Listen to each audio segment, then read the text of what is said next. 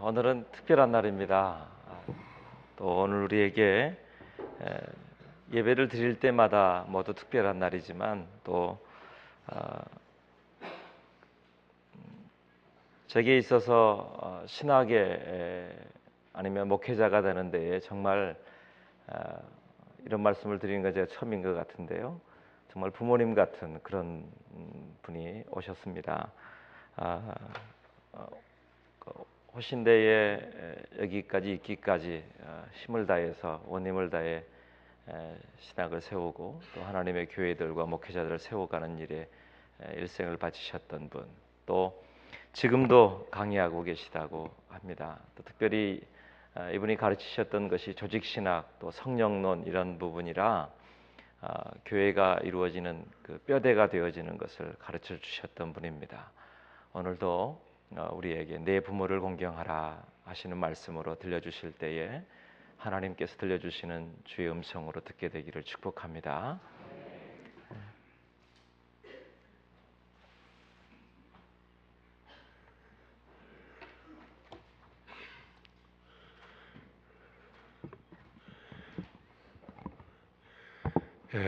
반갑습니다. 제가 예수나무 교회 처음 개척할 때 여러 차례 와서 또 말씀도 전한 적도 있었고, 또 오늘 이렇게까지 교회가 부흥화가 발전할 수 있도록 하는 그 과정을 지켜보면서 하나님 앞에 참 영광을 돌리고 또 늘 같이 기도했던 사람인데, 와서 보니까 제가 참 말씀을 전하러 왔는데 제가 은혜가 됩니다. 여러분들 한 분 한 분 뵙고 보니까 더 은혜가 되고, 또 말씀을 봉독하고 기도하고 찬양하고 모든 분들이 믿음으로 이렇게 참이 헌신적으로 일하는 거 볼 때 감사의 말씀을 드리지 아니할 수 없습니다. 저는 우리 최 목사님을 생각하면은 늘 제가 가장 아끼고 또 사랑하고 존경하고 또 기대하는 목사님입니다. 참 오늘 이 시대에 또 수많은 교회들이 있고 또 많은 목회자들이 있지만은 우리 최 목사님 같이 훌륭하신 목회자 모시고 여러분들도 신앙생활하는 것이 얼마나 행복하고 감사하고 기쁜 일인지 알 수가 없습니다. 제가 이 첨단으로 이사를 오는 사람이 있으면은 반드시 예수나무 교회 가라 그렇게 해요. 그런데 제 조카도 여기 지금 오늘 왔는지 또 우리 11시 반 예배에 올지 모르겠습니다만은 저한테 만나고 나서 늘 하는 말이 좋은 교회 소개해 줘서 감사합니다 그래요. 예수나무 교회 와서 참 감사하다고. 그럼 보면 저도 얼마나 행복합니까? 우리가 참 영적으로 이 복을 받는다는 것은 너무 감사하고 행복한 일인데, 이런 이야기를 들을 때마다 더 감사하게 생각을 하고 있습니다. 특별히 제가 참이 더 감사하게 생각한 것은 우리 남부대학이 이렇게 가까이 있는데, 제가 남부대학에서 한 9년 가까이 학생들 체프를 인도해 줬어요.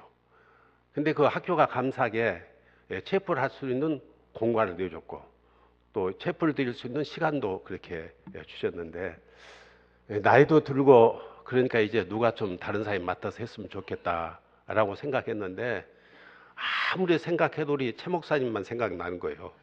그래서 최 목사님한테 맡겨서 좀 이게 이런 저는 이 사정하는 마음으로 이렇게 좀 해봤으면 어쩌겠습니까? 그랬더니 흔쾌히 맡아주셨어요. 근데 그게 굉장한 사명이 있다고 생각합니다. 왜냐하면은 대학생들에게 한 학기 한 100여 명씩 이렇게 와서 말씀을 들을 수 있는 기회를 갖는다는 것이 얼마나 감사한지, 제가 9년 가까이 해보니까 어쨌든 간에 한 학기 동안에 10번 이상 예배를 드렸던 사람이 한 2,000명 되는 것 같아요. 2,000명. 여러분들 굉장히 큰 사명을 가지고 있다고 생각하고, 우리 최 목사님을 위해서 또 그 학생들을 위해서도 기도하는 그런 교회가 됐으면 좋겠다라는 생각을 하게 됩니다. 이제 오늘 말씀은 내 부모를 공경하라. 우리 너무 잘 아는 말씀입니다. 이 말씀을 들을 때 여러분 모두에게 은혜의 시간이 될 수 있기를 바라겠습니다. 이 보건복지부가 노인 학대 예방센터를 만들어 가지고 노인들이 어떻게 또 누구에 의해서 학대를 당하고 있는가 조사를 해봤습니다.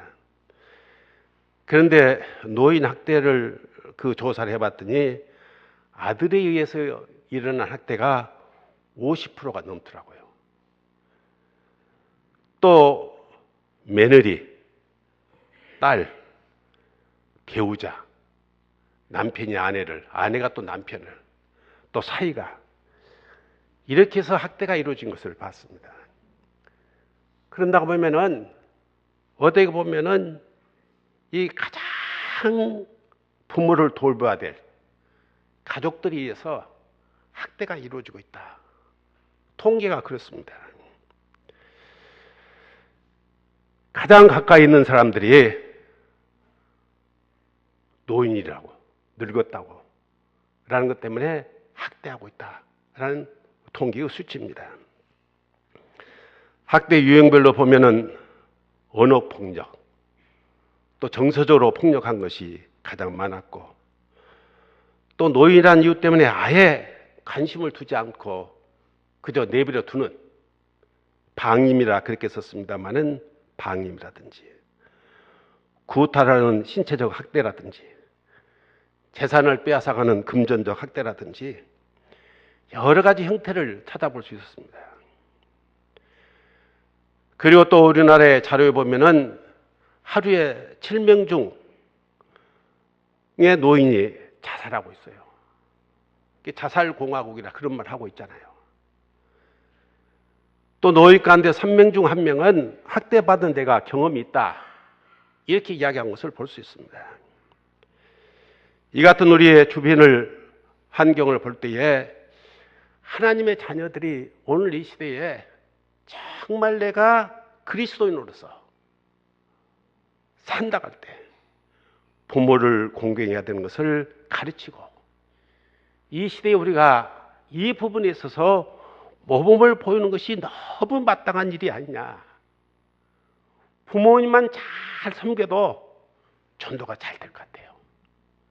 예수 믿는 사람들은 이렇게 부모를 잘 섬기더라. 부모에게 효도하더라는 이야기입니다. 오늘 말씀에 보면은 부모를 공경하는 것은 하나님의 명령이잖아요. 내 부모를 공경하라. 너는 내 하나님 여호와께서 명한 대로 내 부모를 공경하라. 명령이다. 그래서 명령이라는 말은 내가 하고 싶다든지 하기 싫다든지 하는 것이 아니라 무조건 해야 되는 거예요. 자녀는 부모를 무조건 공경해야 된다 하는 이야기입니다. 상황이나 조건에 상관없이 필연적으로 우리가 자녀이면은 부모를 공경해야 된다 하는 이야기입니다. 우리 오늘 읽은 본문의 말씀은 십계명의 제5계명이라 너무 잘 알고 있는 말씀이지 않습니까? 그런데 이 5계명이라는 것은 제1계명부터 4계명까지는 우리가 하나님께 대해서 어떻게 해야 될 것인가 가르치고 있다 그러잖아요. 또 5계명부터 10계명까지는 우리가 사람에 대해서 어떻게 해야 될 것인가 가르치고 있어요. 그런데 이 5계명이 중요한 것은 5계명은 하나님과 인간관계에 있어서 끈을 맺어주는 가장 중심되는 구절이 5계명이라 그렇게 이야기할 수 있다 하는 이야기입니다. 5계명을 잘 지키면 하나님과 관계도 원만하게 되고 인간관계도 원만하게 된다. 그래서 이것은 계명 중에 한 계명이 아니라 모든 계명을 대표할 만큼 중요한 계명이 제5계명이다라고 그렇게 말씀드릴 수 있다는 이야기입니다. 인간관계에서 어떤 명령보다도 우선적으로, 인간관계에서 어떤 관계보다도 우선적으로 명령으로서 주어진 말씀이 오늘 이 말씀이다 하는 이야기입니다. 레위기 19장 1절에서 3절 말씀에 보면 이렇게 말씀합니다. 여호와께서 모세에게 말씀하여 이르시되 너는 이스라엘 자손의 온 회중에게 말하여 이르라. 너희는 거룩하라. 이는 나 여호와 너희 하나님이 거룩합니다. 너희 각 사람은 부모를 경외하고 나의 안식일을 지키라. 나는 너희 하나님 여호와라. 이 말씀에 보면요, 하나님이 거룩한데 너희들도 거룩하다 그렇게 이야기하죠. 그런데 거룩한 사람이 살아야 될 가장 두 가지 중요한 것이 있는데, 첫째는 부모를 경외하라 그랬어요. 경외하라. 부모를 경외하는 것이다. 둘째는 안식일을 잘 지키는 거예요. 우리가 어떤 사람보다도 경외할 분이 계신데 부모를 공경하고 경외하고 안식일을 잘 지켜야 돼요. 주의를 잘 지켜야 된다는 거예요. 어떤 날보다도 거룩한 주님의 날은 하나님을 위해서 이 날을 지키고 하나님을 위해서 쓰임을 받는 날이 되어야 된다 하는 이야기입니다. 저는 이 말씀을 접하면서 많은 것을 깨닫고 배우게 됐습니다.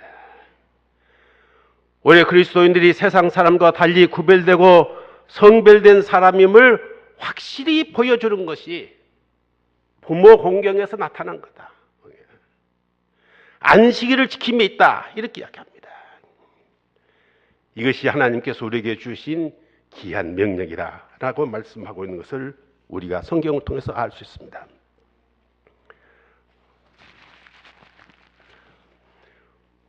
우리는 믿지 아니한 사람들로부터서 효도하는 사람이라는, 예수 믿으면 정말 부모를 잘 섬기더라, 공경하더라 라는 말을 들어야 될 거예요. 이것이 세상 사람들로부터서 구별된 거룩한 백성임을 말하고 있다 하는 이야기입니다. 하나님이 부모에게 효도하는 것을 이렇게 모든 것보다 우선적으로 중요하다고 말씀하셨는데, 불효에 대해서 어떻게 말씀하실까? 제가 성경을 좀 찾아봤어요.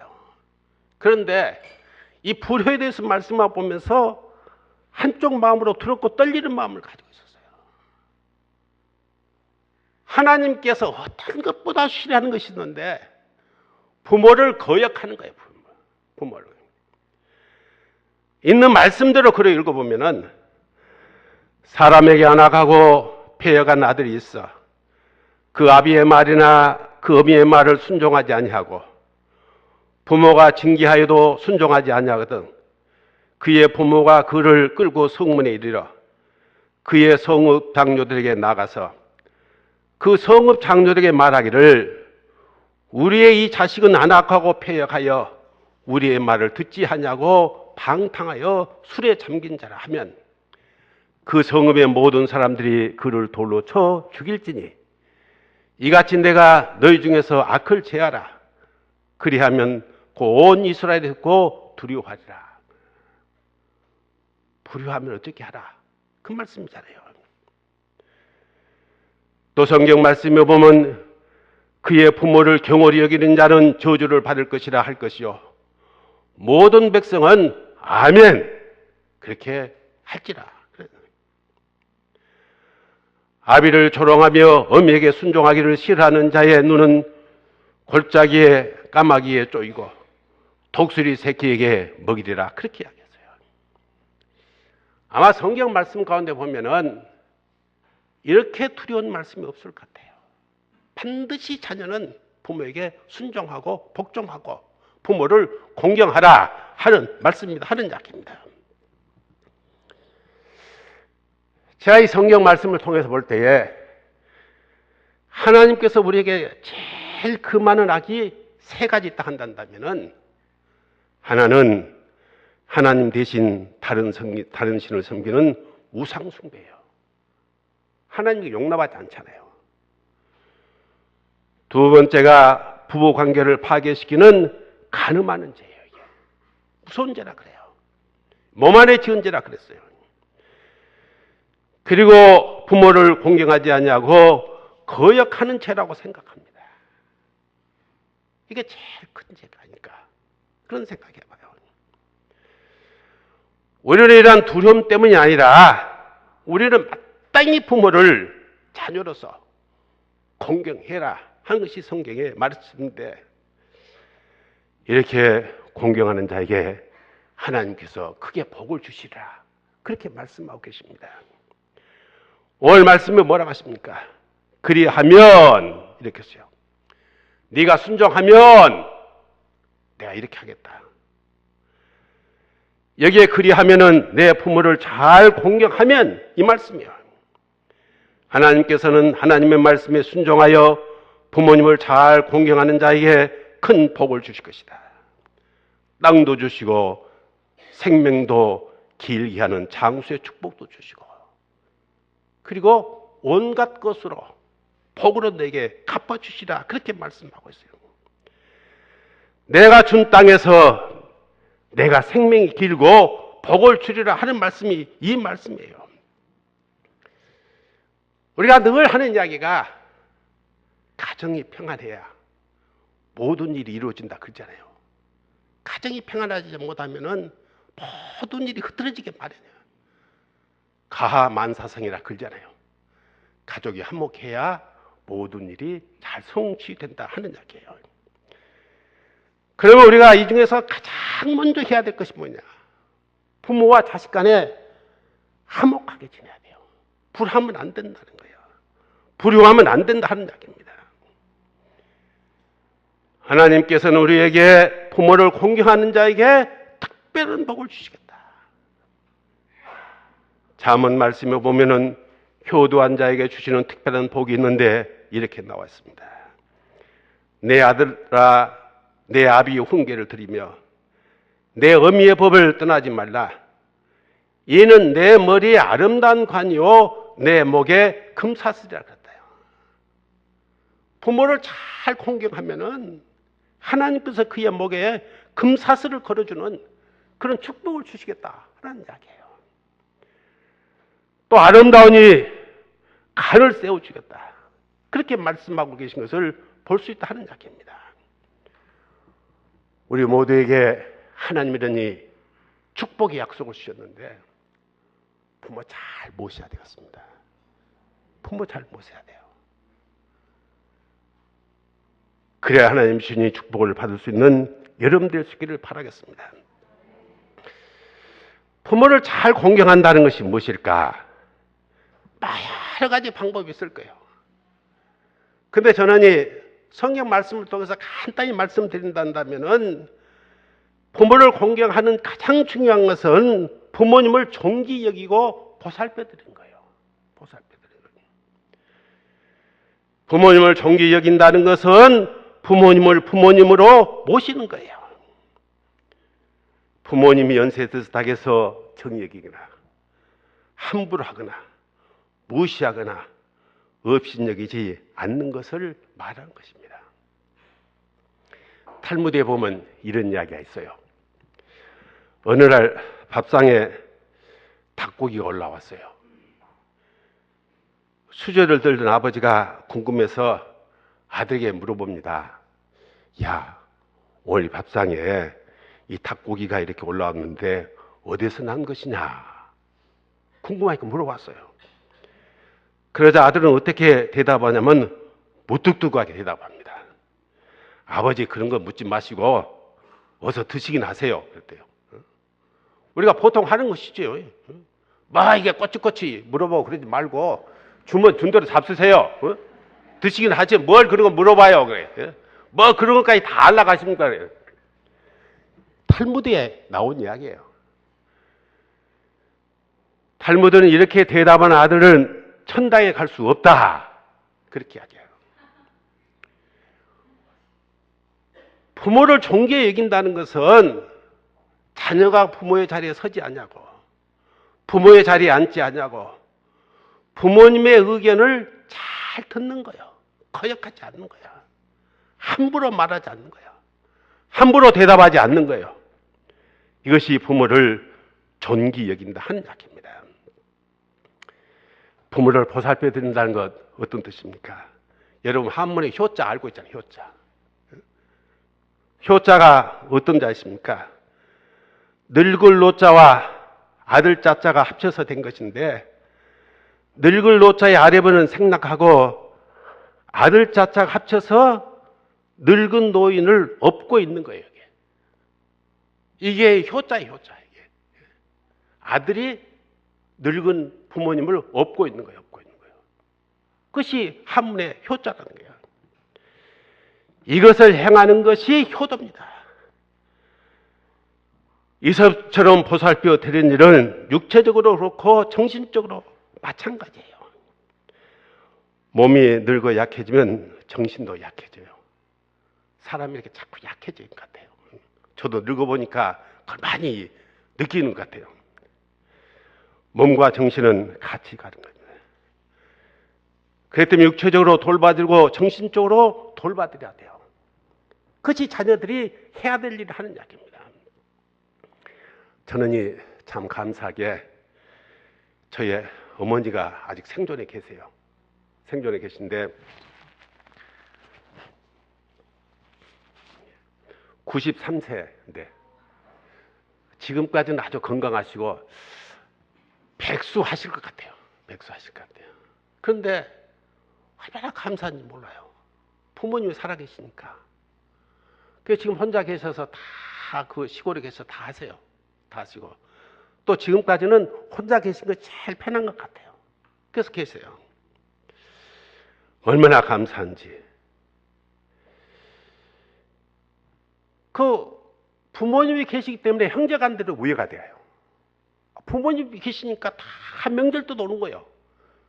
제가 오남 이녀의 장남인데 형님 보기 위해서는 안 올 수 있지만은 부모님이 계시니까 다 와요. 그 명절 때도 오죠.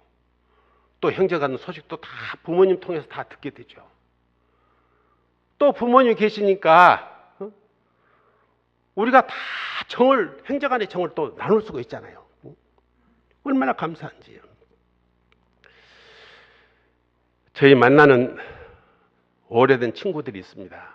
중학교, 고등학교 때 친구들이 있는데 다른 부모님들이 다 세상을 떠나셨어요.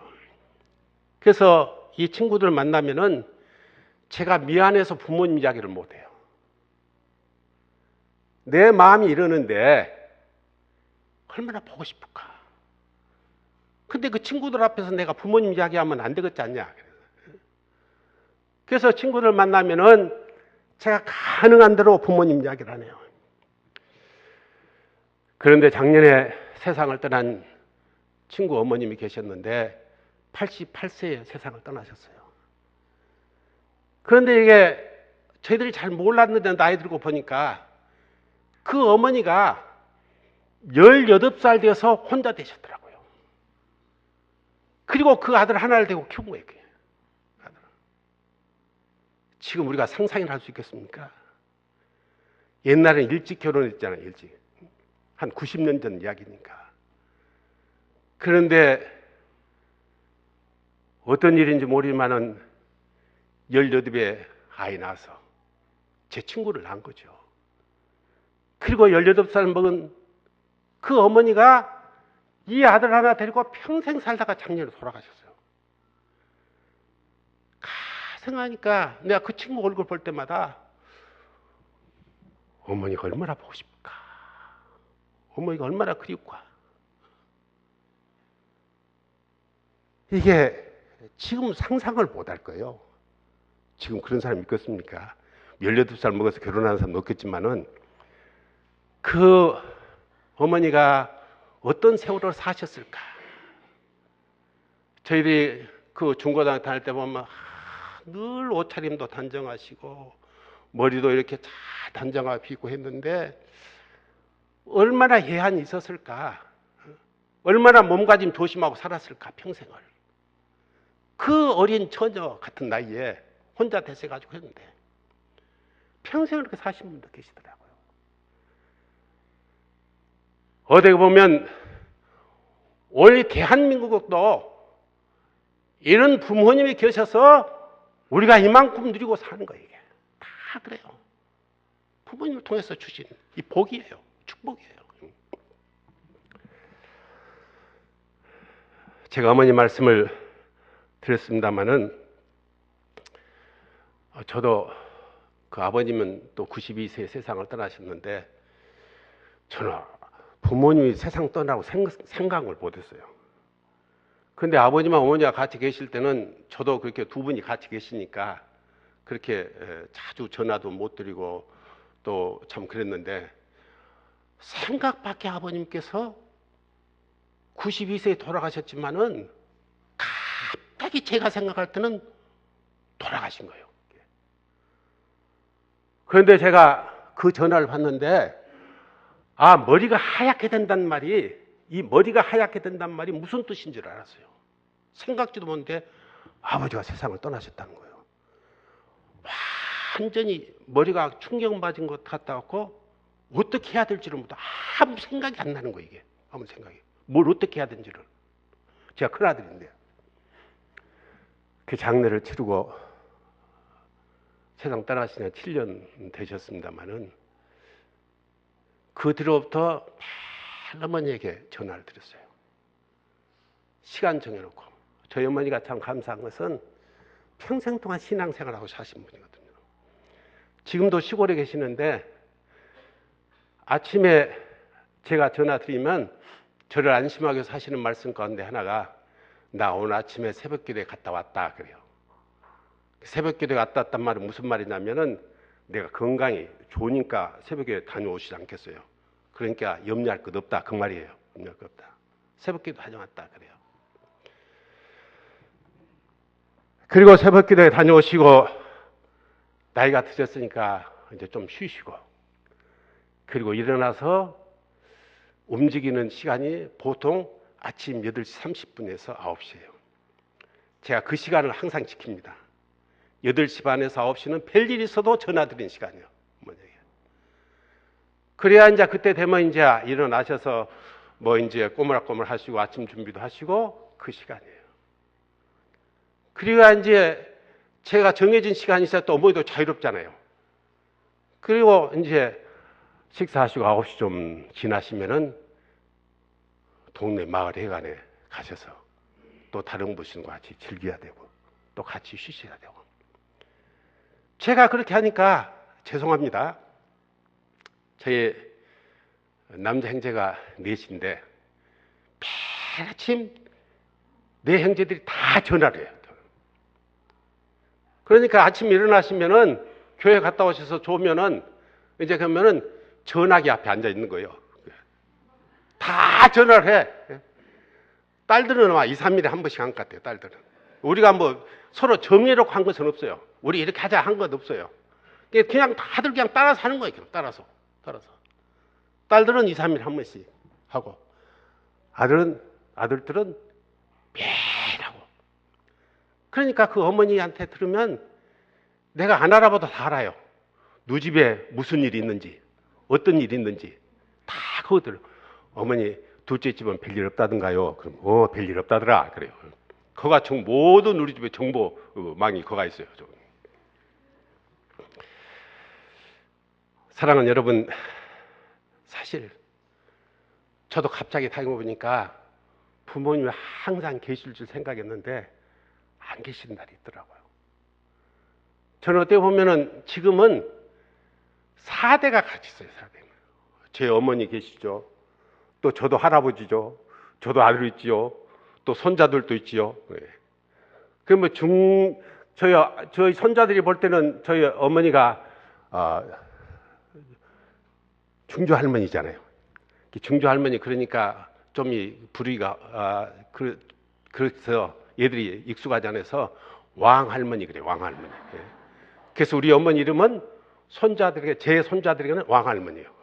왕 할머니가 이렇다더라. 이런다.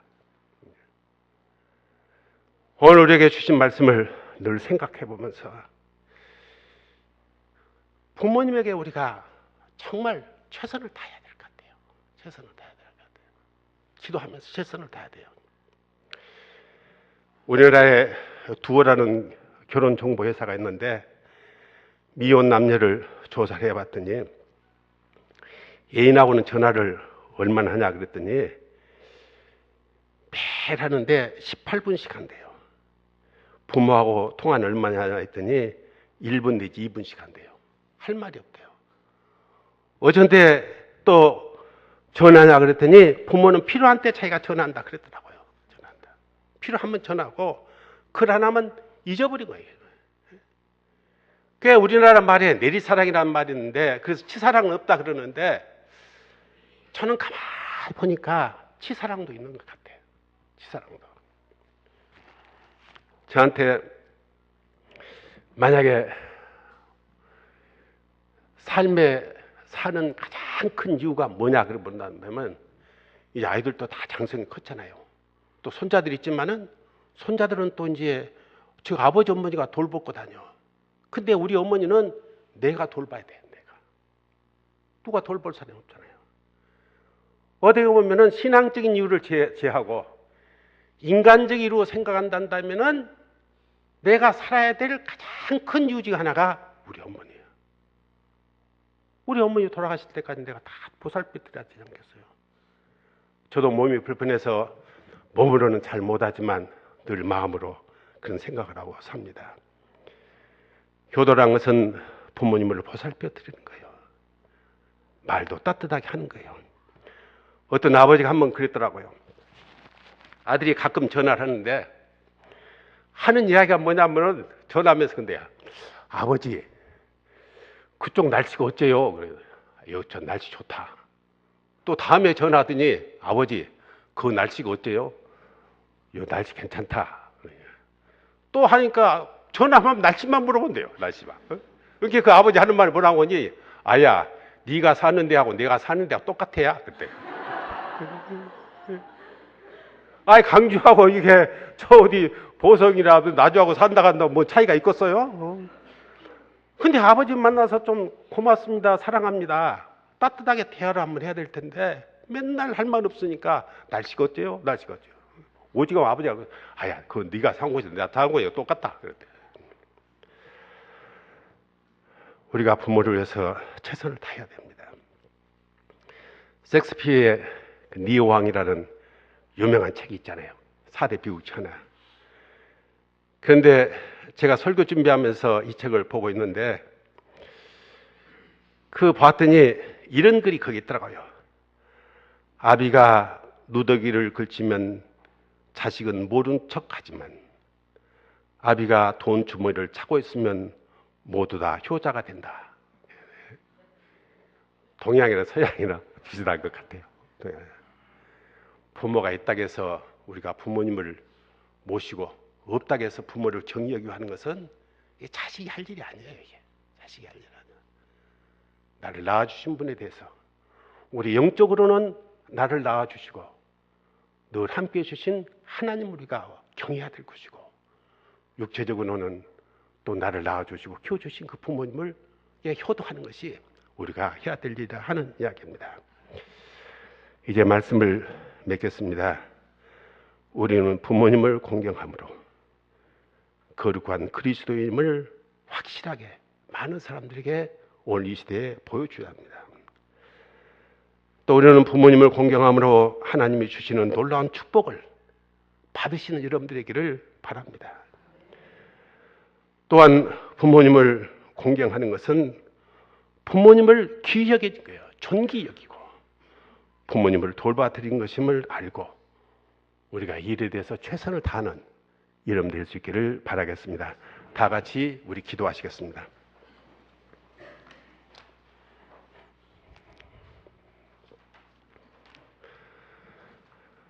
사랑과 은혜가 풍성하신 아버지 하나님, 저희들 하나님의 놀라운 섭리와 역사 속에서 이 땅에 부모를 통해서 생명으로 탄생케 하시고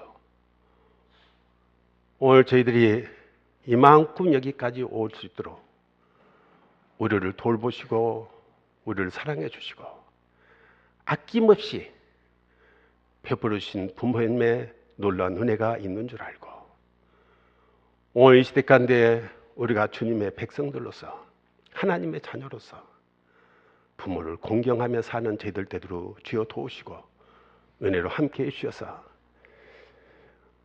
우리가 하나님께서 부모를 공경하는 자에게 주시는 그 놀라운 축복을 받는 우리 모두가 되도록 하나님 크게 역사해 주시고 또 우리가 부모님을 공경하는 어버이날을 주셨는데 이 날 잘 지켜서 하나님의 주신 큰 은혜 속에 사는 저희가 되도록 놀랍게 함께하여 주시옵소서. 이 모든 말씀을 우리 주 예수 그리스도 이름으로 기도드리옵나이다. 아멘.